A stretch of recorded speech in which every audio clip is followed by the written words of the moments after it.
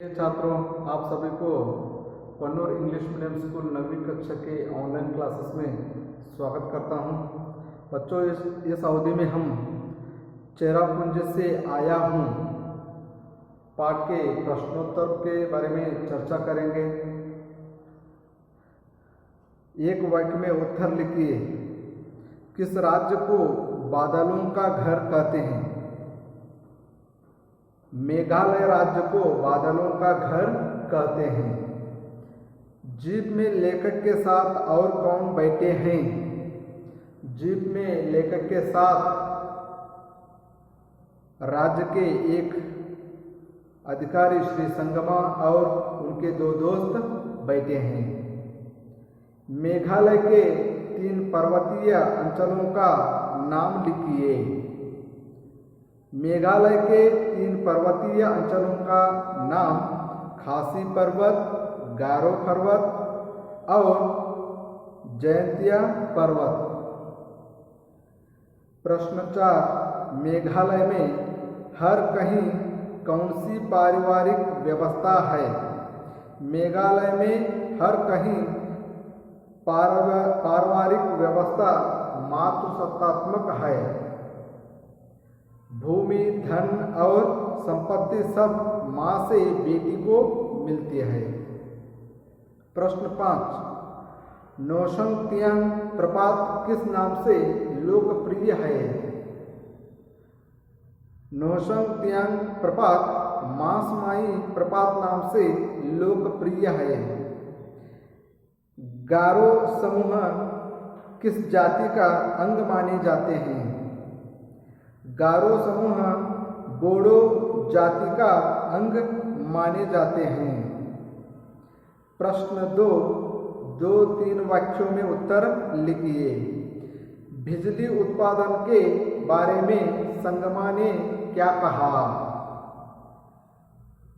मेघालय में खपत से ज्यादा पनबिजली का उत्पादन होता है। हम अतिरिक्त बिजली अन्य राज्यों को दे देते हैं। वैसे यदि यहाँ सभी गांव बिजली से जगमगा उठे तो भी अतिरिक्त बिजली का उत्पादन होता रहेगा।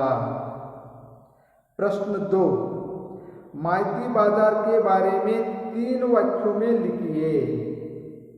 स्त्री का पूरा बाजार ही है वहाँ जिसे माइती बाजार कहते हैं, यानी माँ का बाजार। दिन भर सामान की बिक्री कर शाम को अपने अपने घर लौटती हैं। किसी प्रकार का वर्ग भेद नहीं होता है। प्रश्न 3, चेरापूंजी की विशेषता क्या है? समुद्र की सतह से कोई 1300 मीटर ऊपर, जो विश्व में सबसे अधिक वर्षा वाले स्थान के लिए प्रसिद्ध है, यह चेरापूंजी की विशेषता है। प्रश्न 4, मासमाई गांव की गुफाएं कैसी हैं? मासमाई गांव की गुफाएं यह प्राकृतिक शिवलिंग है और आश्चर्य तो मासमाई गांव की गुफाएं भी हैं। गुफाएं इतनी अंधेरी हैं कि मशाल या टार्च जलाए बिना उसमें प्रवेश नहीं कर सकते हैं। प्रश्न 3, द्वित्व शब्द को पाठ में से चुनकर लिखिए। उदाहरण के लिए उमड़ते घुमड़ते, यह एक द्वित्व शब्द है। ऊंचा नीचा। दूसरा देखिए, रीति रिवाज। तीसरा, कल कल चल चल। चौथा, अगल बगल। 5वां, ऊपर नीचे। यह सारे द्वित्व शब्द हैं। प्रश्न 4, रिक्त स्थानों की पूर्ति कीजिए। मेघालय की राजधानी है डैश। मेघालय की राजधानी है शिलांग। प्रश्न 2, चेरापूंजी शिलांग से डैश किलोमीटर की दूरी पर है। चेरापूंजी शिलांग से 53 किलोमीटर दूरी पर है, 53 किलोमीटर दूरी पर है। प्रश्न 3, मेघालय में हर कहीं पारिवारिक व्यवस्था डैश है। मेघालय में हर कहीं पारिवारिक व्यवस्था मातृ सत्तात्मक है। प्रश्न 4, चेरापूंजी समुद्र की सतह से कोई डैश मीटर ऊपर है। देखिए, चेरापूंजी समुद्र की सतह से कोई 1300 मीटर ऊपर है। प्रश्न 5, खासियों को समाज में डैश की दृष्टि से देखा जाता है। खासियों को समाज में सम्मान की दृष्टि से देखा जाता है। प्रश्न 5, जोड़कर लिखिए। चेरापूंजी की सड़कें, देखिए जोड़कर ही बताता हूं आपको। चेरापूंजी की सड़कें कोहरे से घिरी हुई है। तमाम दुकानों पर स्त्रियां सौदा बेचती हैं। चेरापूंजी में साल भर वर्षा होती रहती है। नोंगक्रेम खासी लोगों का प्रमुख नृत्य है। प्रश्न 5, बेहडेन खलाम ज्योतिबा पहाड़ियों का उत्सव है, जयंतिया पहाड़ियों का उत्सव है। प्रश्न 6, बे उपसर्ग जोड़कर विलोम शब्द बनाइए। बे उपसर्ग जोड़कर विलोम शब्द बनाइए। उदाहरण के लिए है, देखिए हिचक, इसके सामने हम बे लगाना पड़ेगा, तो क्या हो जाएगा, बे हिचक। तो पहला देखिए रोक टोक, इसका विलोम शब्द होगा बे रोक टोक। दूसरा देखिए इज्जत, इसका विलोम शब्द हो जाएगा बेइज्जत। रहम बेरहम, ईमान बेईमान, कसूर बेकसूर, वफा बेवफा, शक बेशक, ताजा बेताज, ताज बेताज, सहारा बेसहारा, काबू बेकाबू। प्रश्न 7, अब आपको किसी यात्रा पर जाना है। सोच समझकर आप इन वाक्यों को एक क्रम से लिखिए। तो देखिए यहाँ पे क्रम नहीं है, तो हम क्रम से लिखना है। तो मैं क्रम से लिखना वही बता देता हूँ, क्रम से लिखे हुए वाक्यों को बता देता हूँ। देखिए पहला इस तरह आना चाहिए, यात्रा स्थल को चुनना। पहला क्या आता है, यात्रा स्थल को चुनना। बस या रेल में आरक्षण की व्यवस्था कर लेना। दूसरा वाक्य क्या आता है, बस या रेल में आरक्षण की व्यवस्था कर लेना। होटल से संपर्क कर कमरा निर्धारित करना। देखिए तीसरा वाक्य, होटल से संपर्क करके कमरा निर्धारित करना। चौथा आएगा वाक्य छुट्टी लेना। चौथा वाक्य आएगा छुट्टी लेना। पांचवा वाक्य देखिए कपड़े सामान बांध लेना। कपड़े सामान बांध लेना। प्रश्न 8, चेरापूंजी में साल भर वर्षा होती रहती है। वर्षा प्रकृति की अनुपम भेंट है। इसी प्रकार प्रकृति की कुछ अन्य देन,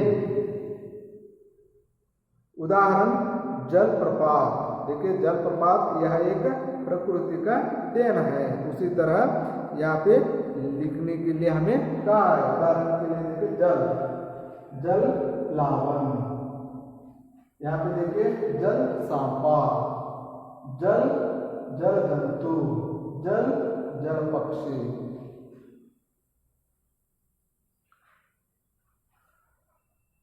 तो नवा प्रश्न देखिए, संकेत बिंदुओं के आधार पर अपनी किसी यात्रा का वर्णन कीजिए। देखिए यहाँ पे एक संकेत बिंदुओं को दिया गया है, तो अपनी जो आप देखा हुआ, आप यात्रा किया हुआ, उसके बारे में आप इन संकेत बिंदुओं को आधार रखकर एक वर्णन, यात्रा का एक वर्णन कीजिए। उदाहरण के लिए देखिए यहाँ पे दिया है कहाँ गए थे, तो आप क्या लिखना है वहाँ पे, उदाहरण के लिए बेंगलुरु या मैसूरू, कुछ भी लिख सकते हैं। किसके साथ गए थे, परिवार के साथ या दोस्तों के साथ, कुछ भी लिख सकते हैं। कब गए थे, छुट्टियों में गए थे।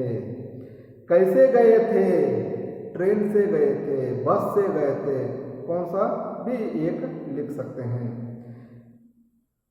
उस स्थान में क्या क्या देखे, देखिए उदाहरण के लिए विधानसौधा और हाईकोर्ट। आप किस प्रदेश का यात्रा किए होते हैं वहाँ का लिख सकते हैं।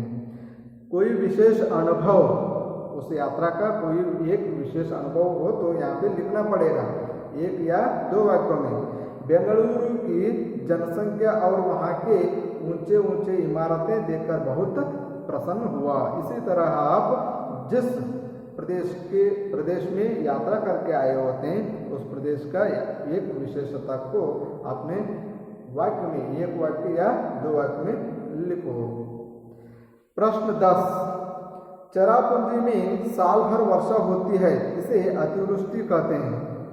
ठीक है, इसी प्रकार कहीं कहीं पर वर्षा ऋतु में भी वर्षा नहीं होती, इसे अनावृष्टि कहते हैं। देखिए अतिवृष्टि किसे कहते हैं, साल भर वर्षा होती है ना, उसे अतिवृष्टि कहते हैं। तो अनावृष्टि किसे कहते हैं, वर्षा ऋतु में भी वर्षा नहीं होती है ना, उस स्थिति को क्या कहते हैं, अनावृष्टि कहते हैं। कक्षा में चर्चा करके इन दोनों से होने वाले हानियों को लिखिए।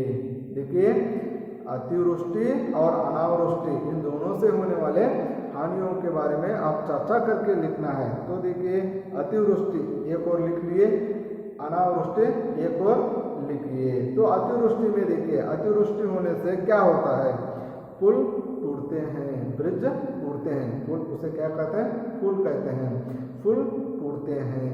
और दूसरा इसका देखिए हानि, मिट्टी के घर गिर जाते हैं। देखिए अतिवृष्टि ज़्यादा होने से क्या होते हैं, मिट्टी के घर गिर जाते हैं। और तीसरा देखिए, बहते पानी में लोग मर सकते हैं।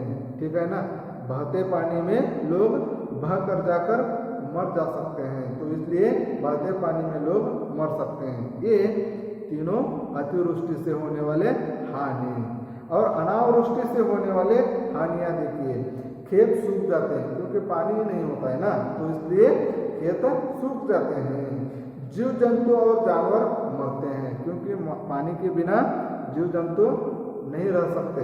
ठीक है, पानी हर जानवर को, हर जंतु को, हर जीव जंतु को पानी चाहिए, तो इसलिए जीव जंतु और जानवर मरते हैं। यह दूसरा उसका हानि है। अकाल से लोग मर सकते हैं। तो देखिए अकाल पड़ने से लोग मर सकते हैं, खाने के लिए कुछ भी नहीं होता है, पानी भी नहीं होता है, तो इसलिए इस तरह अकाल पड़ने से लोग मर सकते हैं। तो इसलिए तीसरा हानि क्या है, अकाल से लोग मर सकते हैं। तो प्रश्न 11, चुटकुला, तो कन्नड़ में हम कहते हैं वगटू। एक आदमी सड़क पर जा रहा था, तभी वर्षा होने लगी। रुकने के बजाय घर जल्दी पहुंचने की आशा में वह चलता ही रहा। कुछ दूर चलने पर पैर फिसल जाने के कारण गिर गया। उसी समय आकाश में बिजली चमकी। वह आदमी बड़बड़ाया, हे भगवान, तुम भी अच्छा मजा कर लेते हो। पहले तो मुझे कीचड़ में गिरा दिया और फिर ऊपर से फोटो भी खींच लिया। इसी प्रकार वर्षा से संबंधित और कुछ चुटकुले संग्रहित कीजिए। प्रश्न 12 अनुरूपता शब्द लिखिए। कर्नाटक बेंगलुरु, मेघालय। देखिए कर्नाटक का राजधानी बेंगलुरु है, तो मेघालय डैश रखा है वहाँ पे, तो मेघालय का राजधानी कौन सा है? शिल्लांग। दूसरा देखिए राजस्थान रेत का प्रदेश, राजस्थान कैसा प्रदेश है? रेत का प्रदेश है। मेघालय यह कैसा प्रदेश है? बारिश का प्रदेश है। ठीक है, तो दूसरा उत्तर है बारिश का प्रदेश। तीसरा देखिए अनुरूपता, मणिपुर, इम्फाल, बांग्लादेश क्या होता है? ढाका, बांग्लादेश ढाका होता है। नोंगक्रेम इसका उत्तर है नृत्य। बेहडेन खलाम डैश, यह एक उत्सव है। तो देखिए बच्चों, इस पाठ के सभी प्रश्नोत्तरों को ध्यान से पढ़िए और समझकर पढ़िए, आगे आने वाले आपके एग्जाम्स को प्रिपेयर कीजिए।